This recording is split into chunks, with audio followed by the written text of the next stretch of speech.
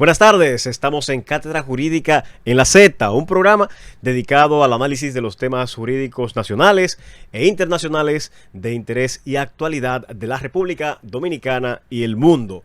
Hoy hablaremos de derecho empresarial, de derecho societario, pero concentrados en la explicación de qué son las sociedades comerciales, las diferencias entre una persona moral o jurídica con una persona física, el gobierno societario y sobre todo hablaremos de las modificaciones al Código Penal y su impacto en el ámbito del derecho penal empresarial. Para ello tenemos un especialista en derecho empresarial y con estudios especiales y profundización en los temas de derecho penal empresarial, autor de un libro, varios artículos vinculados a este tema, conferencista en diferentes universidades, profesor universitario de derecho corporativo, derecho penal, lavado de activos, extinción de dominio. Bueno, es un profesional completo. Hablamos del licenciado Francisco Manzano, quien es el invitado en el día de hoy. Manténgase en sintonía para que disfruten de esta interesante entrevista. Como anunciamos en la introducción, tenemos en el día de hoy como entrevistado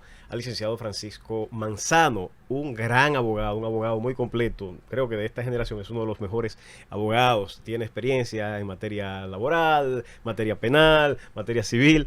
Es un modelo, creo, dentro de los abogados, además de tener un ejercicio bastante ético y ser una persona muy responsable, pero particularmente lo considero, además de todo, de un gran profesional, un amigo y un colega leal.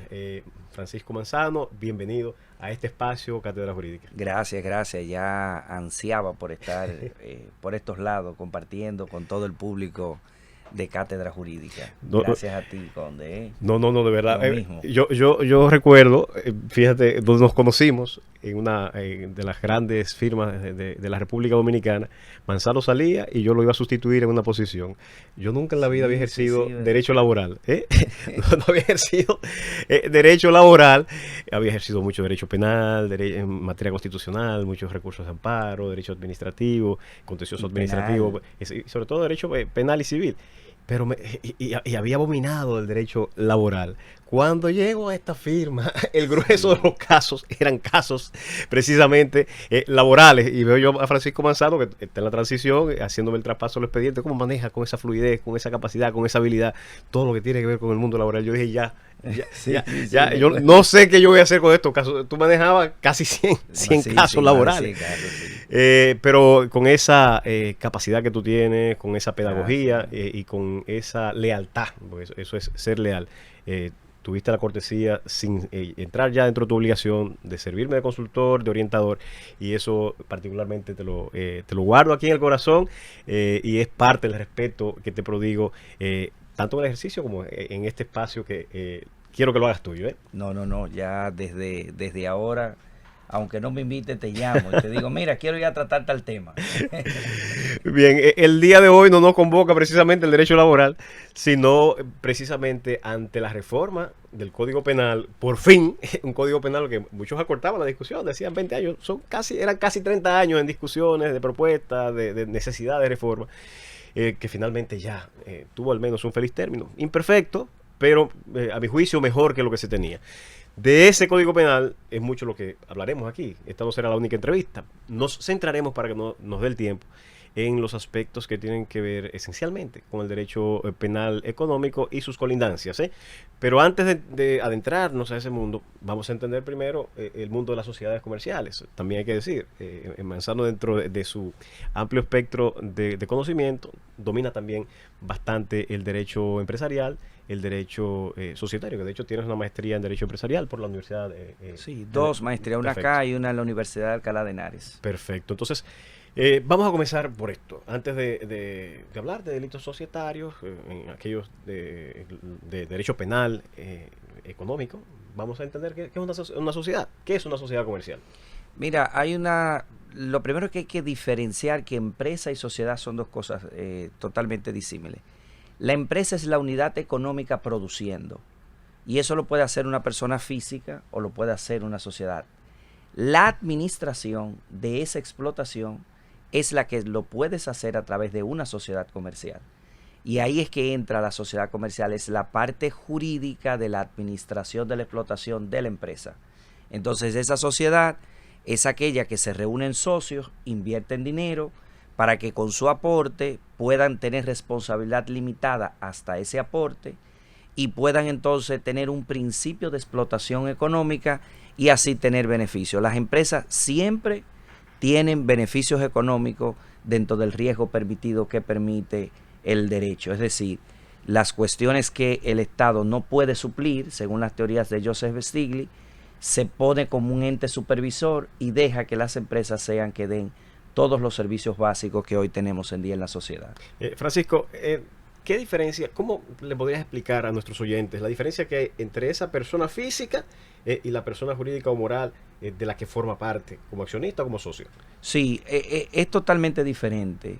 Es decir, el patrimonio de los socios, es decir, su patrimonio que tiene, su casa, sus bienes, su carro a su nombre, es independiente completamente con el patrimonio, que no se llama patrimonio, pese a que se llamen declaraciones juradas de patrimonio, son activos. ¿Por qué? Porque pagan impuestos en base al activo. ¿Por qué? Porque lo que procura ese patrimonio, para decirlo así, de las empresas que correctamente son activos, es producir bienes que sean capaces de tener, digamos así, una repercusión impositiva y un beneficio en la sociedad. Esa es la primera diferencia. La segunda diferencia es que las personas físicas tienen una parte cognitiva, pueden invertir, pueden ser propietarias de varias empresas, pueden tener, digamos así, conflictos de carácter matrimonial, entran sus bienes dentro de otros bienes de la comunidad legal, mientras que el patrimonio de la empresa siempre permanece dentro de la empresa hasta que haya una venta, una disolución o una fusión. Entonces eso es una gran diferencia entre una persona física administrando y una persona moral. Una última diferencia es que hay sectores reservados y regulados en la economía donde no se permite la participación de las personas físicas. ¿Cómo en cuáles sectores? Por ejemplo, el sector bancario no permite que la actividad sea ejercida por personas físicas. El sector seguro, el sector reaseguro, el sector de explotación de minas y la mayor cantidad de licitaciones que se hacen con el Estado. El 99.9% de las licitaciones se hacen a través de empresas. Solo el 1%, que ya sea contratación de profesionales o de servicios técnicos, son requeridos a personas físicas. Es decir, las empresas coparon desde el avión que trae los productos hasta la distribución, hasta el consumo, la extracción de los bienes, la comercialización y la explotación empresarial. Todo lo ocupa la empresa. Manzano, ¿cuál es el criterio que una persona debe utilizar para definir si efectivamente necesita darle forma de una sociedad a sus negocios o a su actividad empresarial? ¿Cuándo o sobre qué debe reflexionar una persona para decir sí, necesito constituir una sociedad comercial? Y luego, bueno, hablaremos de cuál forma societaria debería darle. Mira, yo diría que la principal es la responsabilidad. Es decir, si usted contrata trabajadores, si contrata seguros, si compra vehículos para la explotación, donde va a haber una circulación de vehículos en su empresa, todos los accidentes, todos los reclamos se hacen a la persona jurídica y se tramitan. Eso es lo primero, la responsabilidad. Lo segundo, la parte impositiva. Desde que a usted le hacen un pago y siempre le retienen un 10% y no puede compensar ningún impuesto y tiene que repercutir el ITEVIS, es decir, tiene que pagar el ITEVIS y tiene que la persona retenérselo y no se lo puede compensar mensualmente, es una decisión fundamental que usted dé el paso hacia una empresa. Tercero, la omnipresencia de la empresa. Si usted es un empresario, imaginemos un propietario de un banco, no puede sentarse a una demanda, a negociar un contrato, a despachar. La empresa te crea omnipresencia, tú le das representación para cada actividad de la empresa y tienes a toda la República Dominicana la presencia de la persona jurídica sin necesidad de la persona física. Y cuatro, la continuidad en la operación del negocio. Lo que entra en sucesión serían las acciones, más no todo el patrimonio que conforma las acciones, y le da una continuidad jurídica a la marca y se disuade y se mantiene los inversionistas. Quinto, al tener mayor organización crediticia y estado financiero más sano, vas a tener mayor acceso a las MIPYMES, a los créditos y a todo esa amalgama. Eso es una ventaja fundamental, pasar de la informalidad de la formalidad media a la formalidad completa a través de las empresas. Manzato, en el año 2008 se aprobó la ley 409-08 de sociedades comerciales. Y ahí se inauguran algunos modelos, tal vez más, que se ajustan más a los nuevos tiempos de sociedades, estableciendo unas tipologías de sociedades. ¿Cuáles son esas tipologías de sociedades? Y también, ¿cuáles son los criterios para decidir respecto a cuál de ellas o cuál de ellas debería yo tratar de constituir para conducir mis negocios? Mira, vamos a comenzar por por las de mayor importancia o las que mayor capital se necesita para su formación. Tenemos las sociedades anónimas. Las sociedades anónimas son aquellas de gran capital. Que existía en el Código de Comercio. Claro. Igual, o sea, ahí no hay variación. No. Se siguió la misma tradición. Claro. Lo único que se dividió en de suscripción pública y de suscripción privada. Eso quiere decir que una de ellas puede ir hacia el público a buscar fondos y la otra tiene que capitalizarse con los socios solamente. Luego está las de mayor utilización, según los registros del registro mercantil y de las federaciones de registros mercantiles, son las SRL.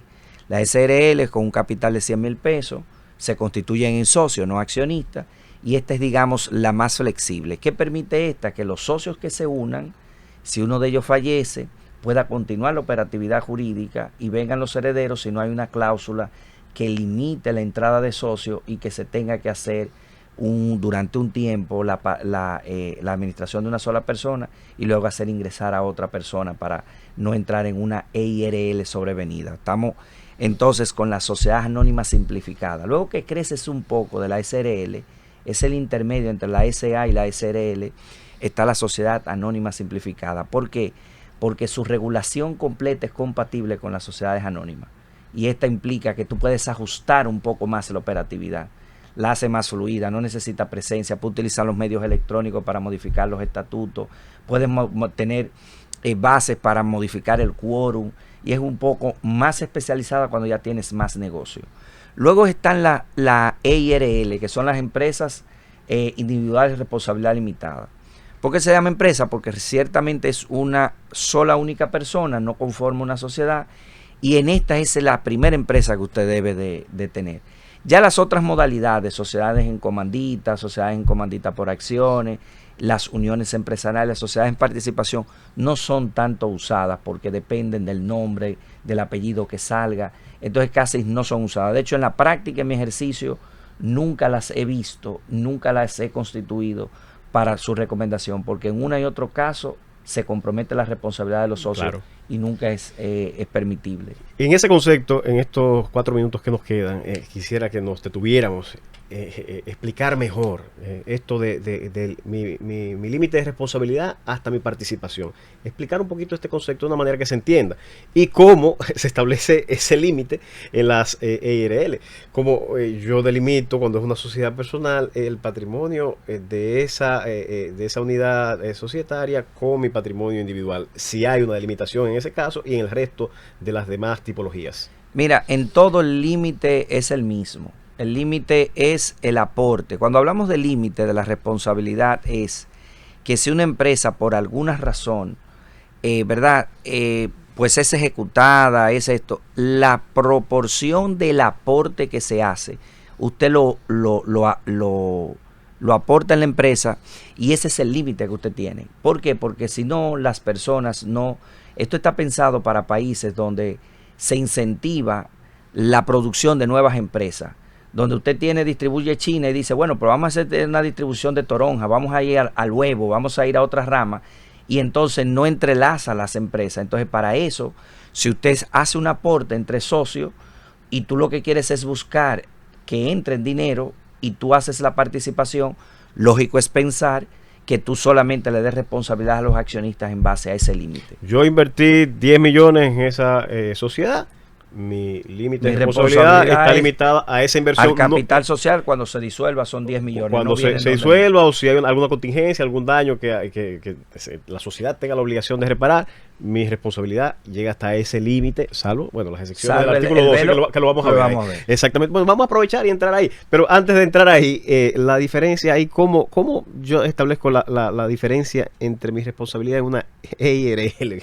No, funciona igual, porque lo que pasa pasa es que tú haces un aporte y entonces se constituye y te acreditan la personalidad jurídica y funciona como si hubiese sido dos socios, pero en realidad es uno. No se hace, se hace a través del aporte igual. No se transmite la responsabilidad. De hecho, las leyes de lavado de activos hacen que tú seas la persona, digamos, responsable en los deberes de administraciones fiduciarias. En impuesto interno también tú haces que te hace. No se le ve la diferencia entre una y otra. Por ejemplo, yo tengo a través de empresas EIRL para situaciones específicas. Y a mí no me preocupa porque facturan igual, presentan ITEV igual. A veces a mí se me olvida, incluso es más fácil porque solamente haces una convocatoria. Pero también, Conde, hay empresas que siendo dos socios, uno le delega al otro y tú ves que el otro se vende representando al otro y el otro siendo la propia persona.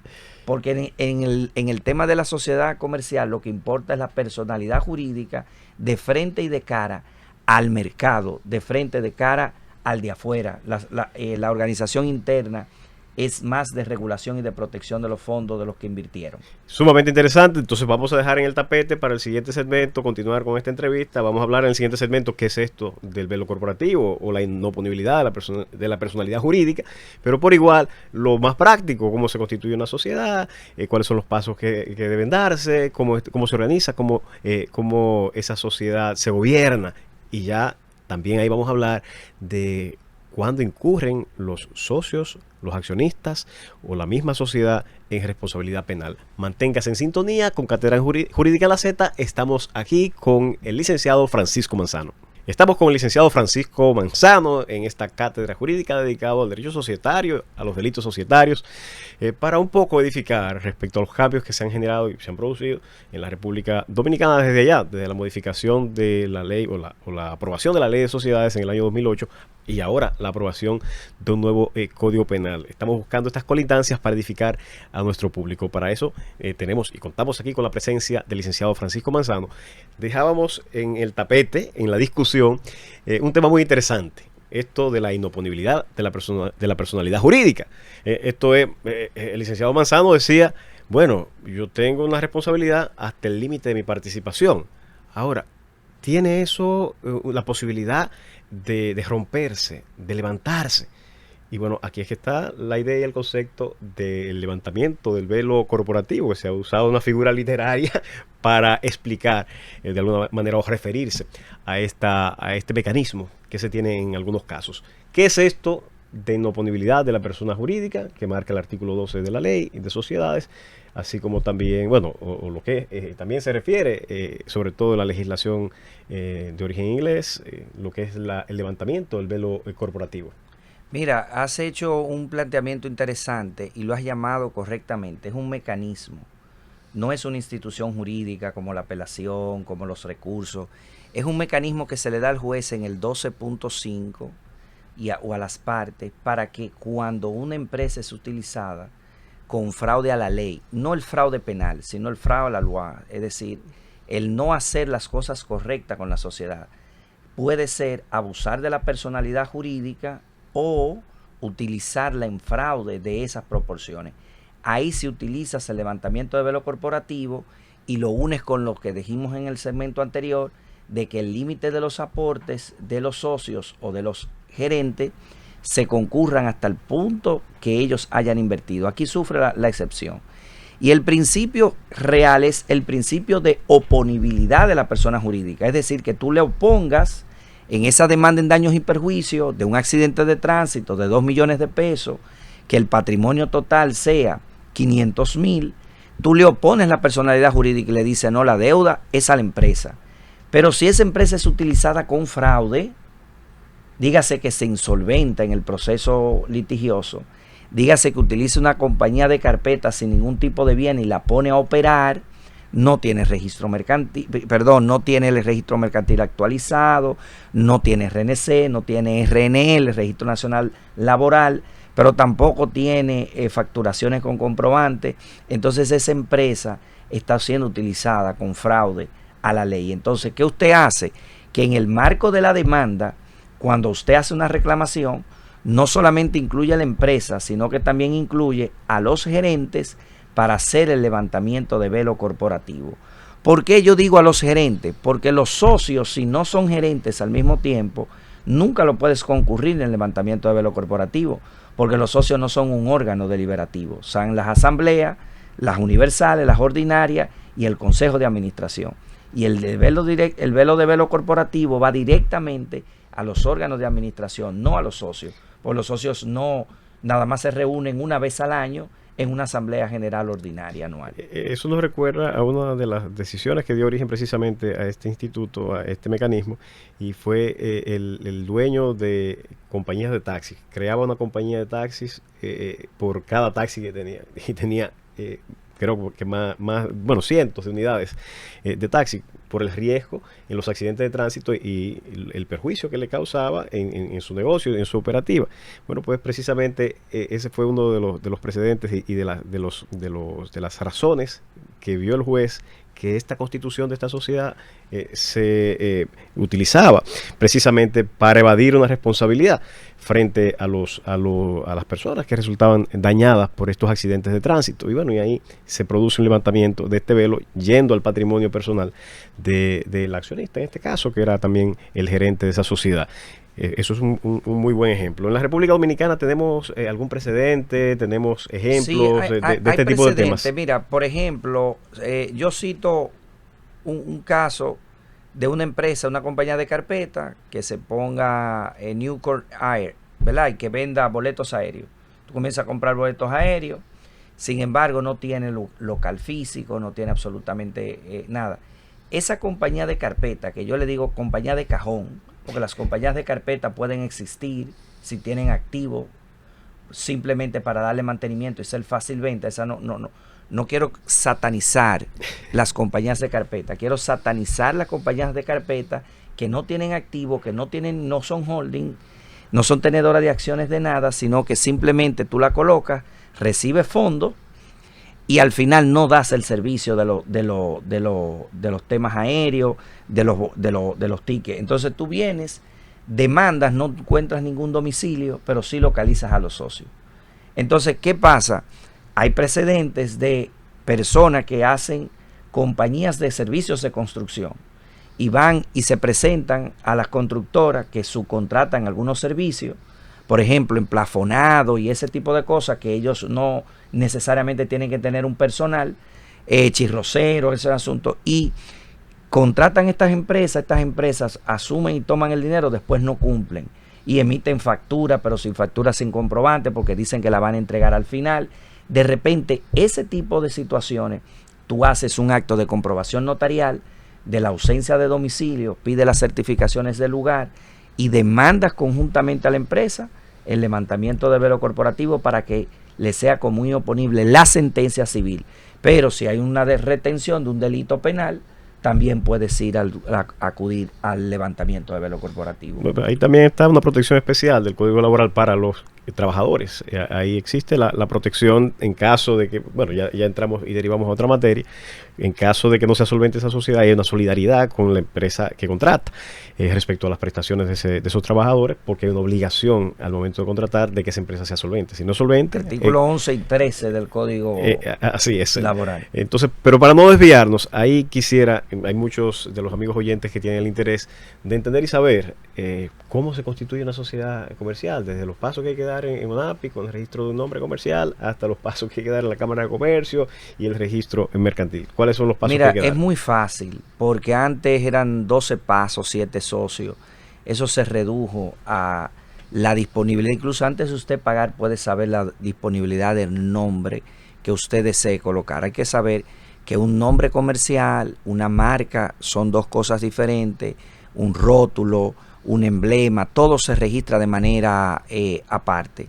Pero el nombre comercial que usted le va a dar a una empresa, usted lo puede registrar en la Oficina Nacional de Propiedad Intelectual. Ahora, usted puede hacer un preregistro, comprobar la existencia del nombre y que caiga dentro de la categoría. Usted no le puede poner huevos Don Juan a una cuestión que se dedique a chocolate. Entonces, si no, comete un efecto ultraviris de confusión. Ahora, ¿qué hace? Pues después que usted tiene el nombre, se necesitaba depositar ese dinero. Si era un SRL, 100,000 pesos. Ya no. Ya usted hace la Asamblea General Constitutiva, la lista de suscriptores de usted y yo, por ejemplo, si Manuel Conde vamos a hacer cátedra jurídica y vamos a dedicarla a la promoción de libros y de eventos académicos, entonces ambos ponemos el 50%, 50,000 pesos. Entonces hacemos una lista de suscripción, 50% y 50%.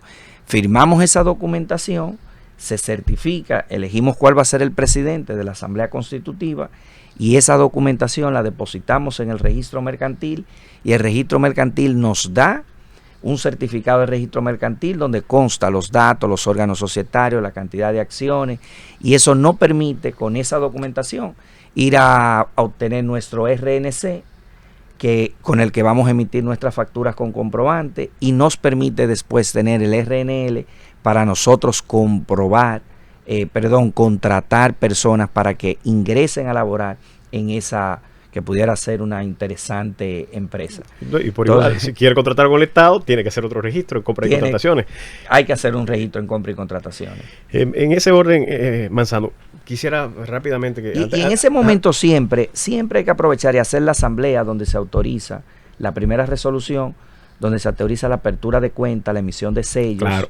Y hay que autorizar a todo este trámite. La asamblea no puede olvidarse de eso. Y eso es algo que siempre se olvida, colocarse y después entonces comienzan a devolverse la documentación. Manzano, ya hemos hablado de los diferentes tipos de sociedades, su forma de constituirse y demás, pero quisiera saber que nos expliques y le expliques al público cómo están estructurados los órganos de gobierno y la diferencia que hay entre esos órganos de gobierno en los diferentes tipos de sociedades. Mira, los órganos de gobierno estrictamente son los que explotan el objeto social de la empresa. Dígase, el Consejo de Administración para las sociedades anónimas y los gerentes para las sociedades de responsabilidad limitada y los gerentes para la RIRL. No quita que haya un consejo de gerente de 3 para romper con un eventual empate de consejos de gerente. Y el consejo de administración tiene que ser 5 para poder también, siempre tiene que ser un número impar. Ese es el órgano de administración, el que tiene la representación y el que tiene la responsabilidad de la empresa en cuanto a la gestión. Esos órganos de gestión, los órganos de gobierno corporativo, no tienen que ser o sí deben ser accionistas o socios para integrarlos. No necesariamente. De hecho, en los últimos 5 años, las grandes empresas de las grandes familias se han ido a lo que se llama una profesionalización del consejo de directores, de los consejos del buen gobierno corporativo. Han ido saliendo para que los consejos de administración, por temas generacionales y para evitar conflictos generacionales con los fundadores que dejan a los sucesores, han ido profesionalizando y se han ido retirando. Por eso que tú puedes percibir que algunas de esas empresas tradicionales han cambiado la marca, la visión, se han expandido. Es por la incursión de estos sistemas profesionales de gestión. Pero eso sobre todo en las SA, en las SRL también es posible. SRL tiende a hacerlo con muy pocas excepciones porque son para empresas de rango medio, pero no necesariamente para ser gerente ni para ser consejo de administración, no necesariamente tienen que ser accionistas. Y ahí, ¿dónde entran las asambleas y los diferentes tipos, la diferencia que hay entre la asamblea ordinaria y la asamblea extraordinaria? ¿Quiénes integran esa asamblea y su relación con los órganos de gobierno corporativo? Ahí están las relaciones que ellos tienen que rendir cuenta. Tienen que, si ven que la compañía se expande y tienen que aumentar el capital, entonces tienen que llamar a los socios. Entonces, es la forma de cómo se concurre en el que se llama. No es que tengan ninguna diferencia abismal en una y otra, sino que para una asamblea general o una junta, como se le quiera llamar, pero vamos a utilizar el nombre asamblea, una asamblea ordinaria anual, se siempre fija todo el año. Por ejemplo, el último jueves del mes de abril, porque cierra con el año fiscal anterior, que está dentro de los 120 días. Entonces, esa se tiene que conocer sí o sí, porque todos los estatutos dicen 120 días al cierre del año fiscal y casi todas cierran al 31 de diciembre. Entonces, esa se llama anual. Ahora, ¿qué trata esa? Evidentemente el vencimiento del Consejo de Administración, la ratificación, el descargo de las cuentas, los estados financieros y se rinde un informe de si se va a repartir beneficio o no. Luego viene otra que dentro de ese año, si tú no pudiste esa asamblea ordinaria anual celebrarla por alguna razón, porque los resultados no estaban listos, el gerente se enfermó, lo que sea. Entonces tú tienes una general ordinaria no anual, que la celebra para celebrar los mismos temas, pero en otro momento del año. Por ejemplo, hay empresas que logran acumular 2 ejercicios o 3, y entonces hacen una en octubre, porque se convoca para conocer esos temas. Entonces se llama anual ordinaria y no anual ordinaria. Entonces la última, que son las extraordinarias, estas sí tienen un régimen especial, porque estas van a conocer ya cuestiones que no son de la vida diaria de la empresa. Por ejemplo, disolverla no es de la vida diaria, fusionarla no es de la vida diaria, aumentar el capital, modificar el régimen de las asambleas, transformarla de una SRL a una SA. Las cosas que no son ordinarias, para que lo podamos entender, ordinarias porque son temas ordinarios y extraordinarios porque son temas que no se conocen anualmente. Entonces convocamos una asamblea extraordinaria, y esta usualmente tienen un régimen específico de la convocatoria, un quórum específico, y tienen unas reglamentaciones específicas que se deben de cumplir so pena de nulidad. Pero tenemos, en definitiva, anual, ordinaria y no, extraordinaria, que puede ser en cualquier momento del año, y eso. Hay algunas ocasiones que se pueden celebrar juntas, yo soy de los que sí. Si al final vas a tratar una fusión y tienes ya la ordinaria, yo entiendo que eso no provoca la nulidad, que puede conocerse juntos. Una sociedad puede mutar en el tiempo, puede transformarse, o puede escindirse, o podrían fusionarse 2 o más sociedades. Explícame estas figuras. Bueno, y por igual, al igual que las personas, puede también ordenarse la disolución y liquidación de sus bienes. Explícame un poco estas figuras, qué son, en qué consisten y cuáles son los requisitos legales para llevarlos a cabo. Mira, lo primero es que la disolución es el fin de la sociedad. Entonces la disolución es el primer paso. Se convoca una asamblea general extraordinaria. Hay algunas que son causales. Si hay una pérdida esencial del patrimonio sobre el issue, o sobre la explotación fue prohibida, la concepción, vamos a poner, de una minería o de alguna explotación X que necesita una concesión, un permiso ambiental, se revoca, tienes que llamar a disolución. La disolución no termina la sociedad, la compañía continúa con personalidad jurídica. Viene una segunda fase, que es la estructura de la liquidación. Ahora, cambia la responsabilidad. Sí, claro, porque se nombra un consejo que va a ser el consejo liquidador, porque entra en una fase de liquidación. Aquí se une lo que son los activos, los pasivos, se suman, se venden, se ven cuáles son las deudas, y luego de que se liquida la sociedad, entonces comienza la última fase, que es la partición. Se pagan primero los impuestos, luego los trabajadores, luego las deudas hipotecarias, las quirografarias, y luego los deudores comunes que no estén vencidos, pero que en algún momento vayan a vencer. Y luego, si queda algo, entonces se lo quedan y se lo reparten los accionistas y socios. Si no queda nada, se hace un balance residual y no se le reparte pues a nadie, sino que no dan los fondos para establecerlo. Y la empresa muere ahí, con la aprobación, evidentemente, de la Dirección General de Impuesto Interno, que autoriza que las deudas ya están limpias, de que se culminó y que no se está haciendo una disolución por fraude. ¿Y cuándo se produce una escisión? ¿Y cuál es la diferencia con una fusión? Ahí viene. La fusión son de 2 tipos: la fusión por absorción y la fusión para crear una entidad nueva. Por ejemplo, hubo un banco, que fue la última que pasó, él es más grande, absorbió al más pequeño y entregó acciones. Eso se hace en una asamblea extraordinaria. Miren, hay un proyecto de fusión, se hace otra asamblea donde se aprueba quiénes son los que van a trabajar, la cantidad de acciones que se van a dar, porque se va a absorber. Entonces se absorbe, una absorbe a la otra. Ahora, cuando las entidades son de igual tamaño, que pasó con una Telefónica Internacional, se fusionaron y lo que hicieron fue que crearon una entidad nueva. La que hablas de la escisión es lo siguiente: imaginemos que una empresa tiene una plaza, vende ropa y tiene una panadería interna. La panadería crece mucho. Entonces tú cortas esa parte de la empresa y la pones a producir con una nueva empresa. Le llama Panera Dominicana. Y dentro de la empresa exinde, es decir, cortas una parte. Luego de eso tú puedes excindirlo con una panadería de mayor reconocimiento, y hay una fusión por escisión. No pasa toda la compañía, sino una parte, o se crea una entidad nueva. Y eso produce también, por último, lo que se llaman las funciones impropias o la transmisión universal de bienes. Cuando tú simplemente pasas todos los activos y dejas la empresa en un enteleque con todas las deudas, eso se llama fusión impropia.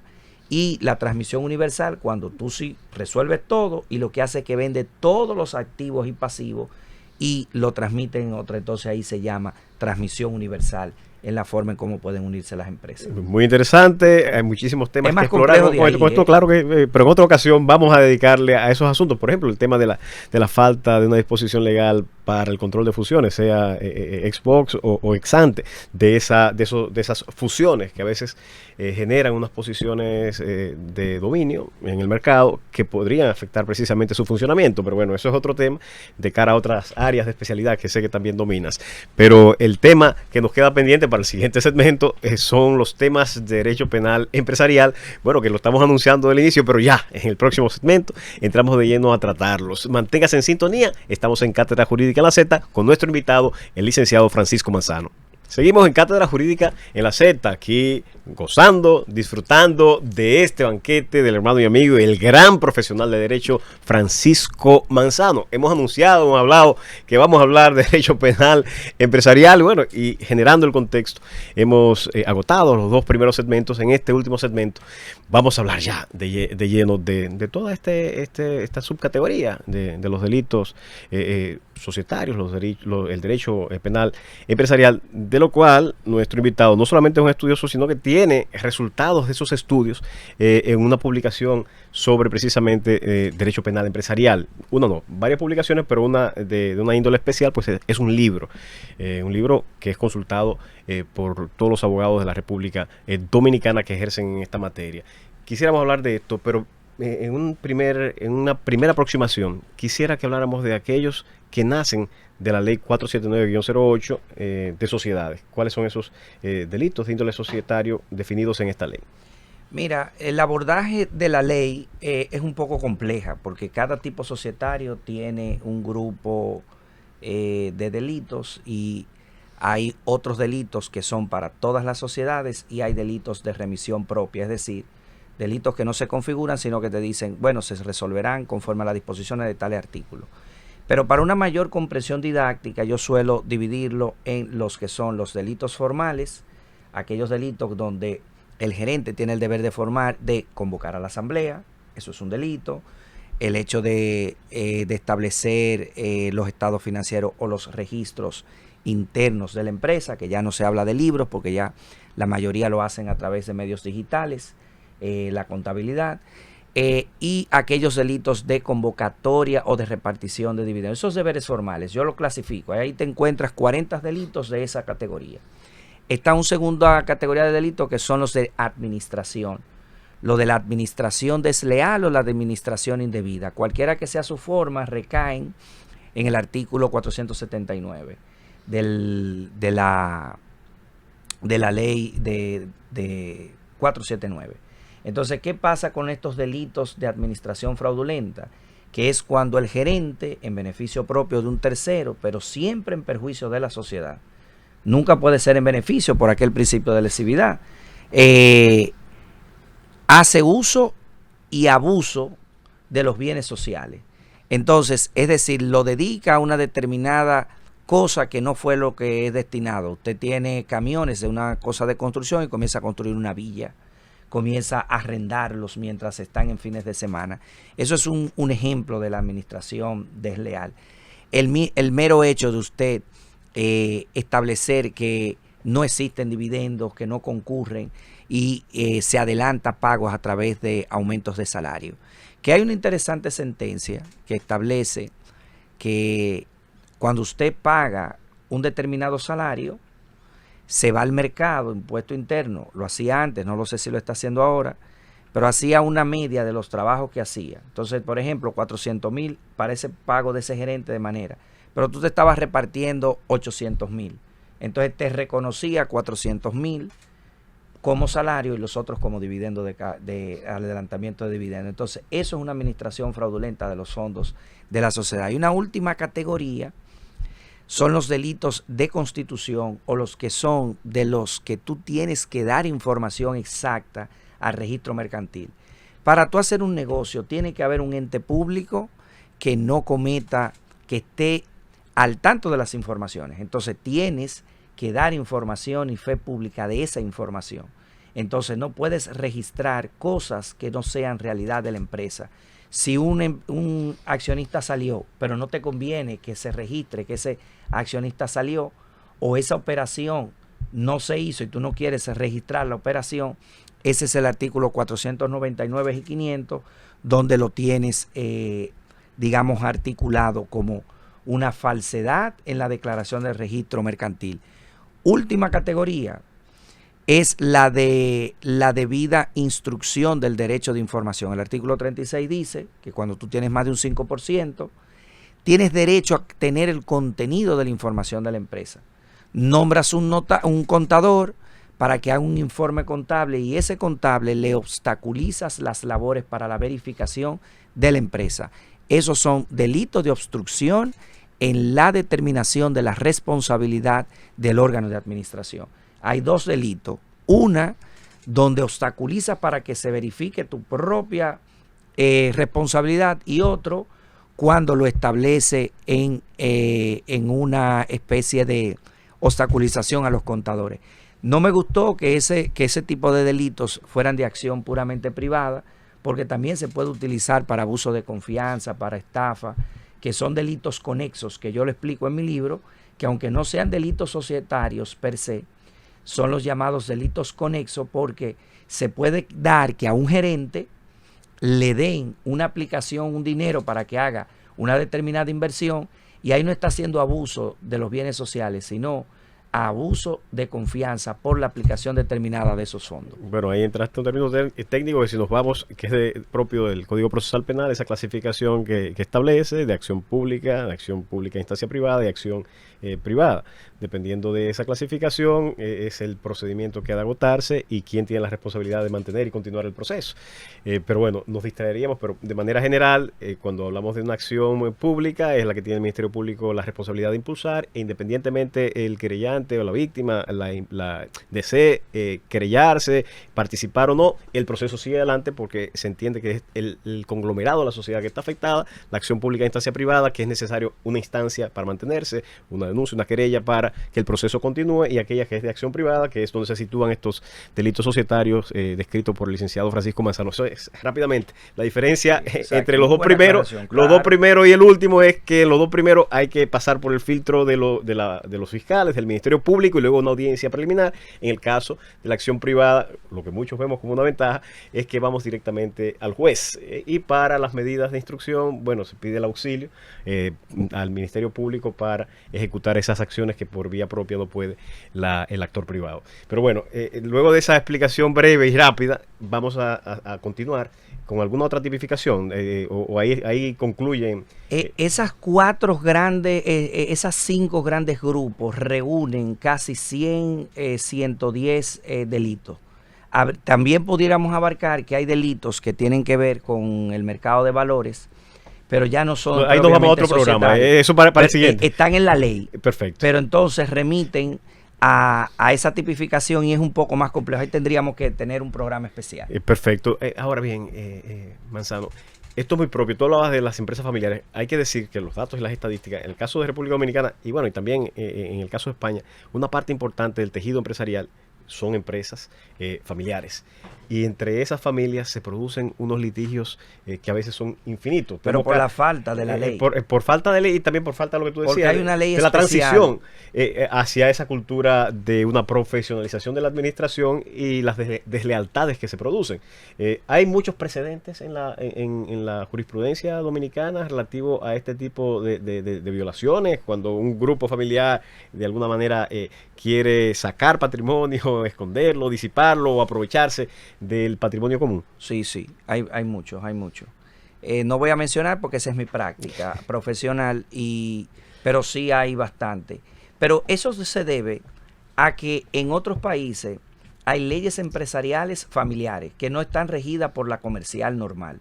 Es decir, cuando un grupo empresarial está conformado por familia, en su gran composición y no por accionistas que no tienen nada que ver, no tienen nada que ser de familia, sino que hay un título peculiar, es decir, un interés económico, ahí sí. Recuerda que las grandes empresas en Europa, el accionista mayoritario suele tener un 5%, porque la coloca en el mercado de valores y hace ofertas públicas y ahí la empresa se dispara.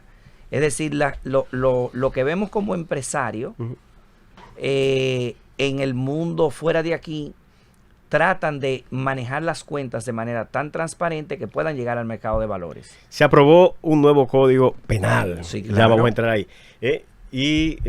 Muchos planteaban, muchos especialistas en derecho penal, planteaban un cierto vacío respecto a la responsabilidad penal de las sociedades. Algunas leyes especiales planteaban la posibilidad de sanciones.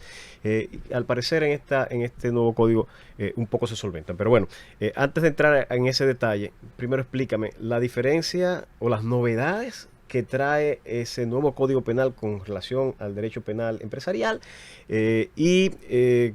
qué cosas tienen esos cambios de positivo en el ámbito de la protección de esos bienes jurídicos protegidos en el tema empresarial. Bueno, mira, podemos decir lo siguiente, es muy novedoso lo que trae el Código Penal. El Código Penal, sobre todo en la parte empresarial, pero tengo que decir que está dividido en 4 libros, que es la primera parte, la parte general, la parte de atentados a la vida, el segundo, la cosa pública, donde están los delitos de corrupción, y por último los atentados contra la cosa pública. Estamos hablando de parte general, atentados a la vida privada, a la propiedad y a la cosa pública. En la parte general es la que introdujo la responsabilidad de las personas morales. Delimitó por primera vez que todos los delitos del código puedan ser aplicables a las empresas. ¿Por qué esto es novedoso? Porque ninguna empresa podía ser imputada por los delitos contenidos en el Código Penal. Todos esos procesos donde tú imputabas a una persona moral por cualquiera de esos delitos no podían ser acogidos de recibo en los tribunales, porque el principio era sociedad del non potest, es decir, las sociedades no pueden ser consideradas personas responsables. Ahora bien, bueno, solamente en la calidad de tercero civilmente responsable, en su calidad y en su rama de resarcitoria, en su rama de acción civil. Correcto. Pero aún en esos casos, aún los tribunales sostienen que debe atribuirse dentro de esa responsabilidad de esos terceros civilmente responsables sociedades, había que imputarle a alguien, a alguna persona física. Eso es una tesis que sostienen muchos tribunales aún. Tenía que hacer 2 cosas, lo que se llama la responsabilidad vicarial, es decir, que a la persona que le estás imputando haya hecho una actuación dentro de los órganos de la administración que tenga una repercusión con la unión, o 2, la del comitente preposé, que sea un empleado, un accidente de tránsito cuya vinculación sea laboral o haya un lazo jurídico, o la tercera, que era el lazo contractual donde se traslada el riesgo de la imputación y entonces se le hace esa transmisión. O la cuarta, que era el principio de solidaridad en el caso del tema impositivo, que se le transmitía directamente a la empresa el principio de solidaridad. Fuera de eso, no podías. Ahora bien, ahora sí puedes hacerlo. ¿Dónde está la preocupación? Que, por ejemplo, en la ley de lavado de activos, cuando se comete un delito dentro del Código Penal, si no lo puedes retener porque no tiene la llamada imputabilidad, sabes que la teoría del delito implica acción, típico, antijurídico, culpable e imputable. No pueden ser imputables porque o son menores o estás demente o tienes una restricción legal, como eran las empresas, no podían delinquir sobre esos delitos. Entonces no le podías asociar al tema de lavado de activos. Entonces, ¿por qué? Porque ella no era imputable sobre los delitos base que se le retenían como determinante para el lavado de activos. Ahora, ¿qué pasa? Que esa regla sufrió una excepción y era en las leyes especiales. Entonces teníamos un sistema dual de responsabilidad penal, de responsabilidad de personas jurídicas. ¿Por qué? Porque estas leyes especiales sí atribuían 2 tipos de responsabilidad, que era la heteroresponsabilidad y la autorresponsabilidad. Le explico rápido. La ley de lavado de activos, la ley de soborno, prevén que las personas morales pueden ser responsables ellas de manera directa sin que se identifique la persona física. A eso le llamamos por eso autonomía de la responsabilidad, ella es autónoma. Pero si yo logro identificar a la persona, dice el artículo 11 de la ley de lavado de activos, entonces hago heteroresponsabilidad. Aplico a los dos el mismo hecho. Fíjate que hay quebranto en materia económica el principio de personalidad de la persecución y de la personalidad de la pena. Puedo atribuirle ese hecho a dos personas. ¿Qué tiene la ley de medio ambiente? Que son leyes de lo que yo llamo Código de Ordenamiento de Mercado, porque se suscribieron con el pacto del DERE-CAFTA, que obligó, por eso todas esas leyes son 00, 02, 08. Entonces son códigos de ordenamientos de mercado. Que así fue concebido y se fue para poderse aprobar, segmentando y aprobándose. Ley de protección al consumidor, ley de protección a la competencia. Bueno, y o sea, la gran labor del cálculo de leyes importantes en el periodo 2000-2004 fueron interesantísimos porque se aprobaron todas las leyes y solo quedaron fuera algunas leyes que fueron en el mercado de valores que se aprobaron después para reforzar los sistemas de control y etcétera, las contrataciones públicas también de ordenamiento del mercado. Éramos un país andando sin ningún blindaje legal antes del DERE-CAFTA. Entonces, ¿qué pasa? Que con el nuevo código, ¿qué cambió con relación a las leyes especiales y al régimen de delinquere non potest? Cambió que ahora sí las personas morales van a ser responsables de todas las acciones, tanto las particulares como el sistema. ¿Y qué de novedoso trajo? Primero, la responsabilidad por los órganos de la sociedad. Para una persona moral ser responsable, lo primero que tiene que existir, no puede ser compañía de carpeta, si no aplica velo corporativo. ¿Entendemos la diferencia? Si es una compañía de carpeta utilizada en fraude, yo no la voy a imputar porque no va a tener bienes, no va a tener nada, y acudo directamente a la disolución de la empresa en el proceso penal. Pero, si ella es una empresa que tiene activo, empleado y trabajador y el órgano de administración y el delito, por primera vez la consecuencia viene dada para el beneficio para la persona moral, la actuación del órgano de gestión, entonces sí se coloca. ¿Qué otra cosa de novedoso trajo? ¿Qué pasa si la empresa se disuelve? La personalidad jurídica para los fines penales todavía se mantiene. ¿Qué pasa si se fusiona con otra? Se crea lo que se llama tres cosas. La fusión, se creó cualquier acto que implique la transmisión universal. Ahí viene la fusión impropia que explicamos en el primer segmento, y cualquier tipo de fusión traslada la responsabilidad penal. Ahora, ¿qué pasa con esas empresas que no tienen nada más que una filial acá, pero que ciertamente tienen de manera internacional su sede principal? Se traslada a esa empresa principal que se tiene allá. ¿Y qué pasa? ¿Y cuáles son las consecuencias? Bueno, una empresa no puede ser privada de su libertad.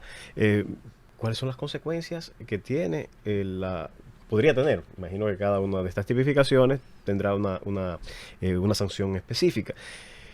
¿Cuáles son las consecuencias penales que pudiera tener cuando una empresa, una sociedad, vamos a utilizar el término apropiado, una sociedad, resulta responsable y bueno, ha de atribuírsele algún tipo de sanción? ¿Cuáles son esas sanciones que pueden atribuírsele? Claro, para las personas jurídicas hay una nueva clasificación que son las infracciones graves, leves, graves y muy graves. Entonces, la más grave de todas es la disolución. Las graves van a ser la multa, la confiscación de los bienes objeto del delito, pero también la revocación temporal o definitiva del objeto en el cual participen. Entonces, ¿por qué puede ser temporal? Imagínate que fuese una banca de apuestas. Le suspenden el permiso o se lo suspenden de manera. Una farmacéutica, una clínica, le revocas el permiso y temporalmente o definitivamente es una sanción y además de carácter la aplicación grave. De multas. Claro, la multa entra en todas las demás, es decir, en la leve, en la grave y en la muy grave. La multa es una especie de, en algunas ocasiones una pena directa o algunas ocasiones una pena accesoria. ¿Qué no me gustó de la pena de multa? Que en la ley de lavado, en la ley de medio ambiente, cuando se trabajó, la contaminación es la misma para una empresa pequeña y para una empresa grande. Imaginemos que contaminaron igual, con el mismo residuo, la misma cantidad de especies murieron. Pero a una persona pequeña, imagínate un colmado, tú le pones 2 millones de pesos y lo quiebras, claro. Pero si le pones 1 millón, lo llamas a colación de que no va a volver a violar. Pero si es una empresa muy grande, esa multa no va a ser un disuasivo. No tiene un efecto disuasorio. Pero entonces, ¿qué hizo la ley de medio ambiente? Que colocó la multa en relación a la capacidad y al capital social de la empresa patrimonial. Hizo una función inteligente para que la multa sea proporcional al daño causado, pero más a la persona misma. No quiero dejar de abordar algunos tipos que trae este nuevo Código Penal por temas que específicamente trae el desarrollo de la sociedad. Por ejemplo, las fintech, algunos tipos penales vinculados a este tipo de sociedades. Por igual, las estafas piramidales que se estructuran y que encuentran una tipificación en esta nueva legislación, este nuevo Código Penal. ¿Me podrías explicar un poco cómo aborda el Código Penal nuevo estos tipos penales y este tipo de estructura? Mira, la estructura piramidal, yo quiero que todos los que escuchan este programa tengan la idea de que no es un negocio ilegítimo. Es decir, las estructuras piramidales son la tercera forma de ingreso a nivel mundial de esta estructura, como lo es vender inmuebles. La estafa inmobiliaria no hace que la venta del sector inmobiliario sea un delito. ¿Dónde está la estructura de la estafa piramidal? Que en esta redacción quedó mal redactado con relación a la disposición del 540. Cuando se trabajó el 500, el Código Penal del 2014, se colocó que es estructura piramidal toda aquella llamamiento para captar recursos donde no haya un servicio como contraprestación. Si yo vendo en una escala piramidal y tú vendes de lo que yo te afilio, pero vendemos un producto, entonces estamos vendiendo un servicio. Eso es válido y lo hay, ese tipo de negocio. Ahora, ¿dónde está la estructura piramidal? Cuando tú llamas, ingresas personas y no tienes la estructura catalogada. Ahora, ¿qué agregó este código? Lo de criptomoneda. Fíjate que la criptomoneda tampoco es un negocio ilícito, porque República Dominicana no lo prohíbe y el Banco Central emitió un comunicado en el año 2017 donde establecía el Banco Central no regula, no es una moneda, lo más que puede ser es un activo digital. Entonces, ¿por qué? Pero ¿por qué la gente lo compra? ¿Por qué hay interés? Es que sucede igual que el dólar, Manuel. ¿Por qué la gente existe el negocio de dólar? Porque yo lo compro a 60 y lo vendo a 61. $1.000.000 me puede dejar de una noche para otra, me deja a 60. Si lo vendo a 62, me gané 2 millones de pesos. Eso es un negocio válido, la compra y venta de divisa. ¿Qué pasa con la criptomoneda? Que tú la compras a $10 y la vendes más adelante a 25, te ganaste la diferencia de $5 por cada criptomoneda. Y eso tiene un blockchain, es decir, un registro. Y tiene, por ejemplo, Bitcoin es una forma de criptomoneda. Es decir, criptomoneda es el activo digital. El blockchain es el registro y Bitcoin es un tipo de criptomoneda. Mañana puede ser llamado de cualquier forma. ¿Por qué? Porque simplemente es un dinero digital. No voy a decir similar a una tarjeta de crédito. La tarjeta de crédito está regulada, pero es un activo digital. Ahora, ¿dónde está el tema? Que el Código Penal dice que si tú cometes estafa, ya sea con dinero, ya sea con transferencia o con activos digitales, entonces validó que tú puedas hacer, que si tú engañas a alguien y él te entrega un activo digital, dígase una criptomoneda, también está cometiendo estafa. Es decir, que el negocio tampoco de criptomoneda se vaya a entender que necesariamente es un delito, por lo menos en República Dominicana. Nos quedan ya solo 4 minutos y en este tiempo que nos queda quisiera un poco abordar los cambios que aborda el Código Penal, que por cierto aún no ha entrado en vigencia, está en un tiempo de vacación judicial, vacatio legis, pero coincide su aprobación temporal con la aprobación de una nueva ley de compra y contrataciones. Y ahí quisiera empalmarlo con relación a los riesgos que tienen las sociedades comerciales de incurrir en algún delito que tenga que ver con actos de corrupción o que se vinculen a tales y a violaciones de la ley de compra y contrataciones con consecuencias penales. Inclusive había quienes reseñaban que existía un concurso, si pudiera en términos técnicos referirse así, con relación a la tipificación concurrente del mismo hecho con sanciones distintas, pero la misma tipificación en la ley de compra y contrataciones y por el otro lado en el Código Penal. Bueno, abordemos primero esto, los riesgos que tiene la empresa de cara a la modificación del Código Penal con los nuevos tipos vinculados a la corrupción, y por el otro lo que tiene que ver especialmente con los aspectos penales de la ley de compra y contrataciones y sus colindancias con ese nuevo Código Penal. Bueno, cualquier imprecisión se debe a los 4 minutos, ¿eh? Pero miren, vamos a verlo rápido. Todas las empresas ahora tienen que tener un programa de cumplimiento. ¿Qué es un programa de cumplimiento? Lo dice el Código Penal. No es una palabra americana, no es una palabra nueva. Es que usted tiene que hacer un mapping risk illicit, es decir, un mapa de riesgo de ilícito. Y usted tiene que colocar a un oficial cumplimiento, inclusive del mismo rango del Consejo de Administración, y que el no reporte ni siquiera tenga dependencia del Consejo de Administración, que sea completamente autónomo. ¿Qué quiere hacer? ¿Qué tiene que hacer este señor? Identificar los mapas de riesgo, porque ya introduce el Código Penal lo que se llama foco de peligro. Ya no voy a esperar que se cometa el delito, sino que voy a adelantar la barrera de la punibilidad. Y creo que tú puedes advertir cuáles son los delitos que tú puedes cometer. Si usted licita en el Estado, usted va a tener que hacer un mapa y va a establecer cuáles son los delitos que se tienen: soborno, cohecho, falsedad de documentos, y va a tener que hacer un mapa.